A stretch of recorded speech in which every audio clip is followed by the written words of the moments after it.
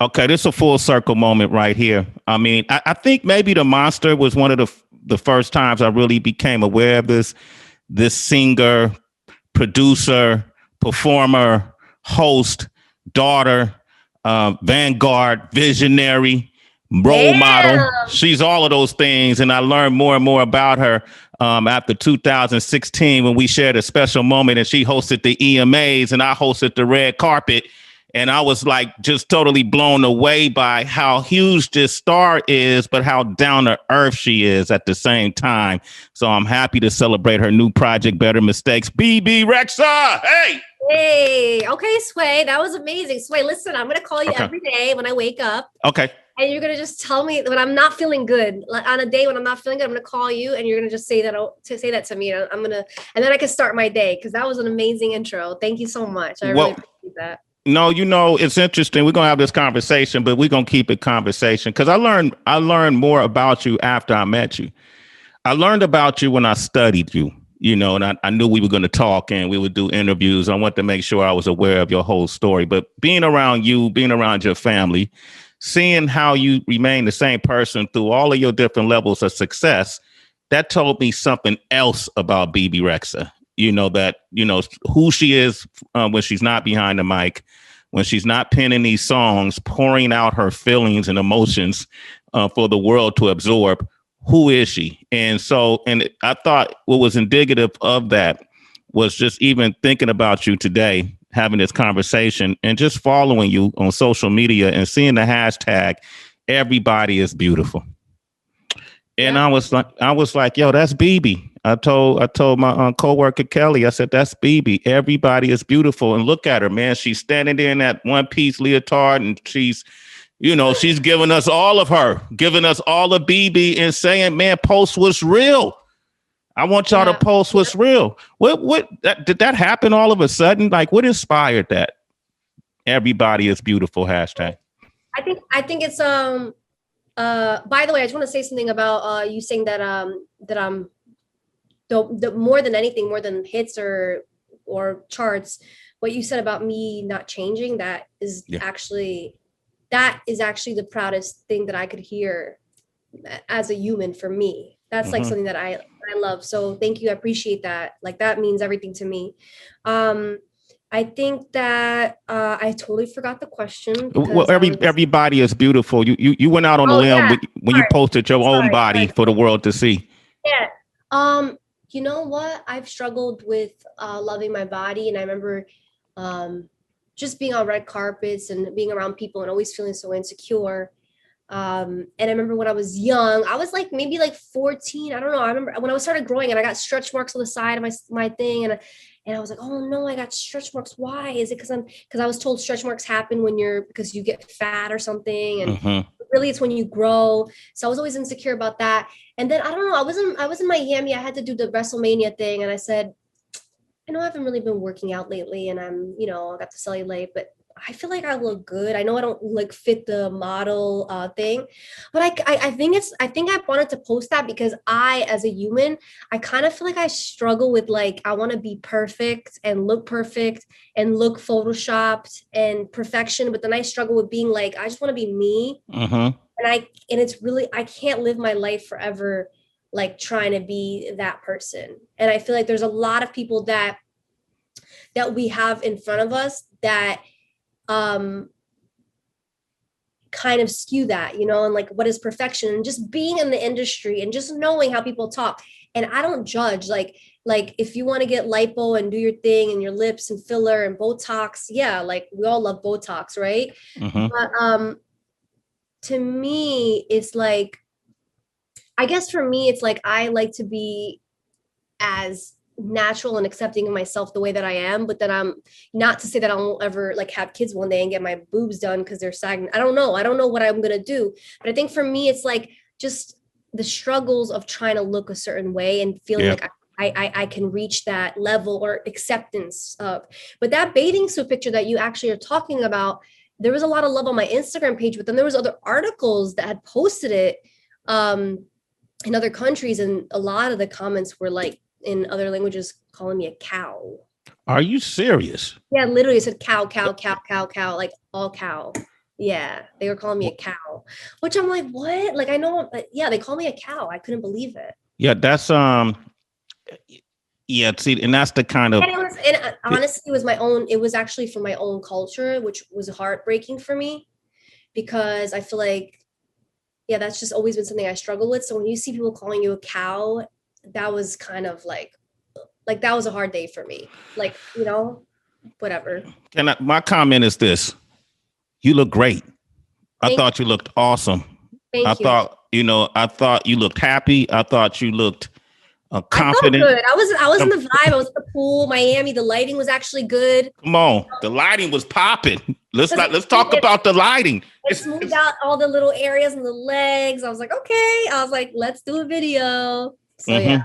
But that's why I think it's important you did that, because you know what, BB, there are plenty of cultures around the world where if you're a regular size human being, they love it. They embrace it. There's places around the world, especially in Africa, if someone was a plus size, they embrace that more so than they do someone who's small.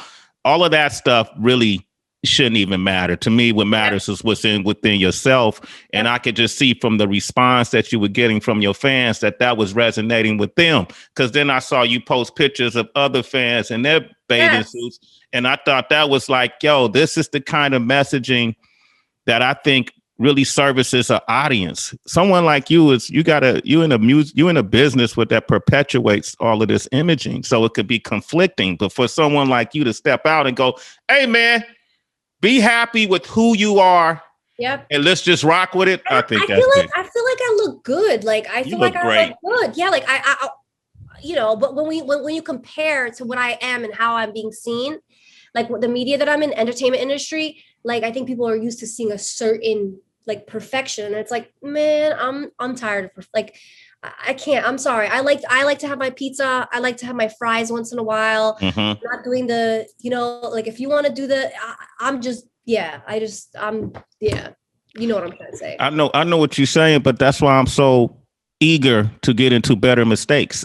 You know what I mean? Because there is no perfection. But man, I was watching WWE SmackDown, the women's championship with Bianca Belair and Sasha Banks. I did not who you a fan of? Who you rock with? Sasha. You rock with Sasha? Yeah, why? Yeah, okay. I didn't know who you rocked with if you was a Sasha Banks fan. Listen. I just got to meet her at WWE, and there's a picture I'm looking at. I got to meet her, and that's why I'm saying Sasha now, because I got to meet her, and she was like really nice, and I just love. But I didn't get to meet what's her name? I met Sasha, and she was really like, I don't know. So now I like rock with Sasha, but yeah. Okay, Bianca Belair, and I could tell you like Bianca. I know Bianca. She been on Sway in the morning. I got to rock with I rock Sasha too. Oh damn. Okay, yeah. I actually. No, yeah. I don't pick. I'm not picking a side. Not picking. Okay. You ain't gonna go down that road. Would you ever get in the ring? You look great up there. I would love to. I was talking to them. I said, could I maybe join they have like a practice area in Orlando, Florida, where they go and they do their, and he was like 100%. He's like, come for a week. The guy was like, I'll show you everything you need to know. I was like, oh, okay. I was like, I want to go. I was like, that'll be fun, like something different, it's like instead of the same thing every day. I would actually love to do it. And then I saw Bad Bunny wrestling, and I thought that was hilarious. It's just so fun. I was like, I want to do that now. Bad Bunny is always in the ring. Like, and then that's a big audience. Like, how did they receive you? Like when they saw you? Yeah. I have no idea. I mean, I watched like when I was younger, The Rock. Can you smell what The Rock is cooking? I can't do that. But I didn't know it was so big. Because they were like, oh, yeah, the WWE wants you to, like, I know WrestleMania, and I used to watch it when I was younger.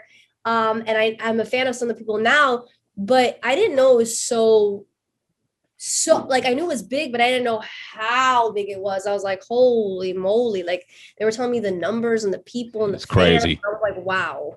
Yeah, that's like Super Bowl numbers, BB. But it's right up your alley. Super Bowl numbers, actually. Yeah, it's huge. I want to talk about some of the music and some of the visuals I've seen in the music, but first I want to talk about just Expectations was a great project. You got a lot of bangers off of Expectations.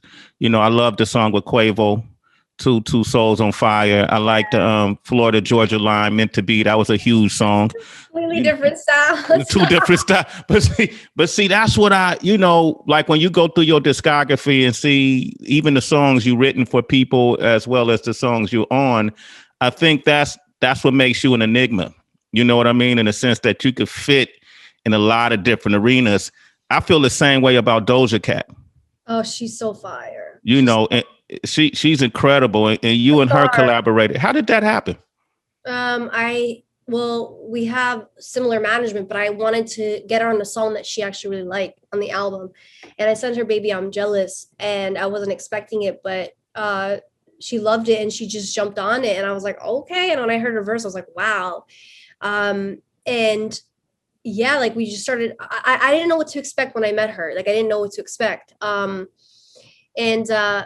What I found is, number one, she is so chill, like not 1 ounce of a diva. Like she's just like to me, it's like she's just like a normal girl. Like she likes playing video games. She's like really low key, doesn't want to go out, but she works so hard. Like she'll be on set so long and not complain once. No diva vibes.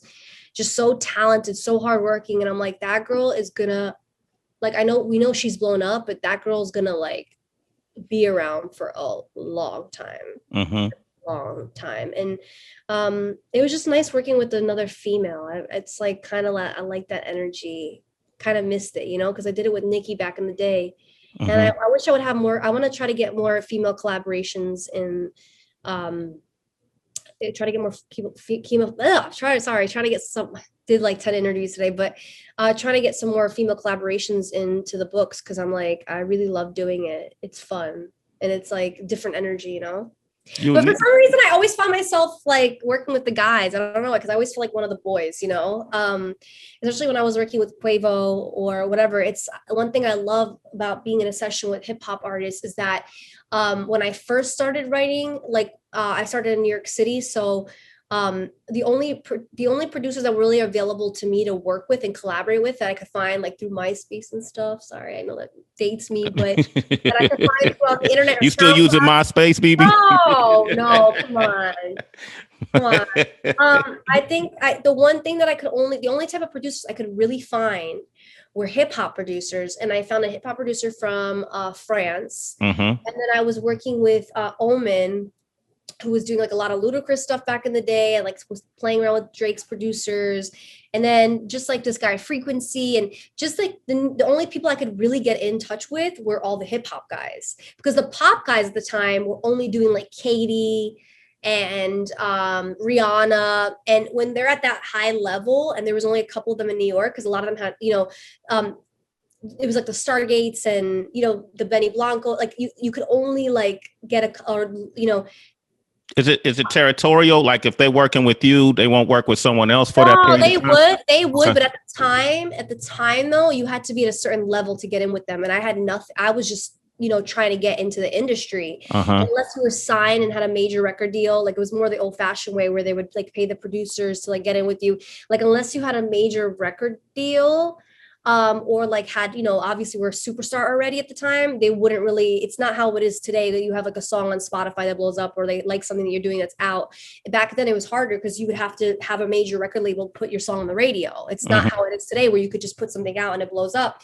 So the only people I could really get in touch with were the hip hop guys. So I was used to doing more of the hip hop sessions, because my thing was saying, I'll get in with the hip hop guys because I just need to get some type of music together. Maybe I can have them do more pop style songs, or maybe I'll put pop songs on their beats and figure out a way to like make it work. So I was always dope. So to me it's like I'm used to that energy in the studio. I wasn't really used to like the pop sessions that start at like 12 o'clock, 12 to 2, and then wrap at 8 in LA, like very like, I was more used to like just show up to the studio whenever in on 125th Street And, we would hang there all day. And then whenever we wrapped up, it could be like 12, 1, 2, 3, like we just wrapped up whenever we had something amazing, or didn't. So the one thing I love, writing with hip hop artists is that it's more of like a vibe in the studio. It's just like a hang. And that's what I really like connected to, like working with Quavo or like Ty. Like Ty is so Ty Dolla $ign, man. Y'all did the My Dear Love joint. Even though he'll show up like so late, but no, but I love him. But like working with him though is so amazing. It's just like I love that energy, He show up late, but he knocked down songs like it ain't nothing. Come on, I already know. It's like even with like when Quavo was in the studio, I was like, what the hell? How? Huh? Because like the pop songs, we sit there and we're like writing them in our journals, tweaking the chords. He'll be like, hold on 1 second, and then like go into the booth and then just like laying down line by line by line. And I'm like, I kind of feel like I suck, like, because I work a different way. But I've learned I've kind of been a little messed up now. They kind of like mess with me because now when I go in the studio, I want to just go right in the booth and lay melodies down. And that's not how they do it in pop music. So, but it's different every time. So, but yeah, it's kind of amazing how it works and how different people write. It's incredible. Because what I like about hip hop music is that it's about feeling. Pop is too, but hip hop music is about the feeling and the moment and the take. Like if they're singing something like, they're keeping that take, even if you don't understand what the hell they're saying, they gonna keep it. But it's about the vibe. And that's what I love about music. To me, I'm about the melody and the feeling. I think that's the most important thing. But sorry, I went off tangent. No. I love it because, I mean, when you look at your Lil Uzi Vert, Rick Ross. Another one that I was like with Uzi, like, I know Uzi and I've been a fan of him, but like, you don't know what to expect, when you meet these guys, because I met people before that are divas, met people before that, so like when I met Uzi, like, he is so, I don't think people really know how really intelligent he is, how smart he is. He is a smart guy. He is. What make you say that? What did he say something or do something that made you go, oh, okay, I get it? He just when he, because you see him when he comes in the room, he's got his bodyguards and his whole team, and you think like we have this like thought of like a rapper like not only wanting to talk to you, like being to themselves, kind of walking in the room, doing their thing, get out.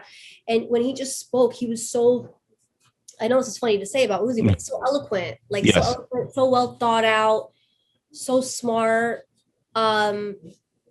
Just like the way that he like, and he also like, I kind of didn't want, I was trying to, when we were shooting a music video, I was trying to be a little bit like respectful of his time. Okay. And I was kind of like, I kind of want to do that take again. He's like, go do the take again. He's like, do it how you want. He's like, because the director's telling you different. He's like, you don't want that. He's like, you want to do it this way, right? I was like, yeah. He's like, I'm going to be here. Go do it how you want it. Do it again. And I was like, yo, he's like, you got to be happy with it. I was like, dope. Like he was so, it was just it's such a pleasure working with him. Wow. So Lil Uzi was like assistant director. he's like, would die for a man. Yeah, literally. I think that's awesome because I wonder like what they walk away with. Like how any of the rappers like Rick Ross or Uzi or Quavo went, you know what? I learned this from being in a session with you. Yeah, I mean, I wish that I would, I know what I want in a session, and I know what I like, and I'm very like on point. But I do, the only thing that I learned from the guys, one thing that I actually learned from the guys is their confidence. Yes. I learned from them confidence. And I think as a female, sometimes I don't know how to like trust myself. So so that's why like one thing I learned from them is they just do it. They don't overthink it, whether it's good, bad. They just go with the flow, and that's what I really respect. Because when you start overthinking, that you start messing things up. Well, you in a different genre, so it seemed like it's harder to make pop. Oh yeah, because I feel like pop music. I feel like unless you're like dance, or like making like super stylized sounding stuff. It's very hard. Feel me? Yeah. Baby, I'm jealous. Yeah. That song goes hard to me. That sound like a hip hop record. You know what I mean? Yeah, I like the way the drums sound on it. I like the way you sound on it.